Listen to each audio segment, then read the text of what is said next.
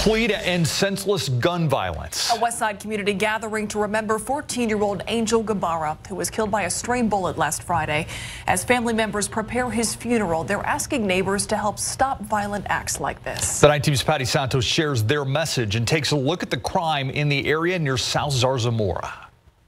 He was his mama's baby. He just, there was nothing. He wasn't trying to live life too fast. He was right where he was supposed to be. 14-year-old Angel Guevara loved to draw, played the piano, and had a bright future ahead. His teachers spoke so highly of him. He was just a good student. They said that he was, he would have done big things. But his aunt says gun violence outside his home located on St. Christopher Walk robbed them of that potential. They heard the shooting start. I guess that's when Dad was telling him to get down. Police blame a shootout involving these 3 suspects only a block away. Police say at least 46 shots were fired. One of those stray bullets went through the window, hitting Guevara in the head.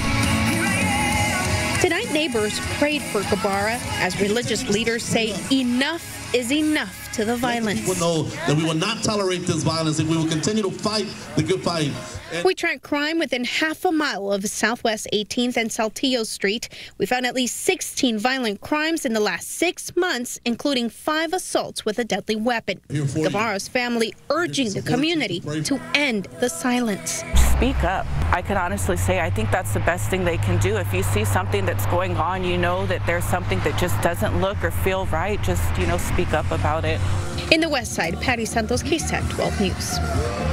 Angel was one of 11 children. Fundraisers are being planned to help the family. You can find more information at ksat.com. As for the 3 men arrested in connection to the shooting, they're being charged with aggravated assault.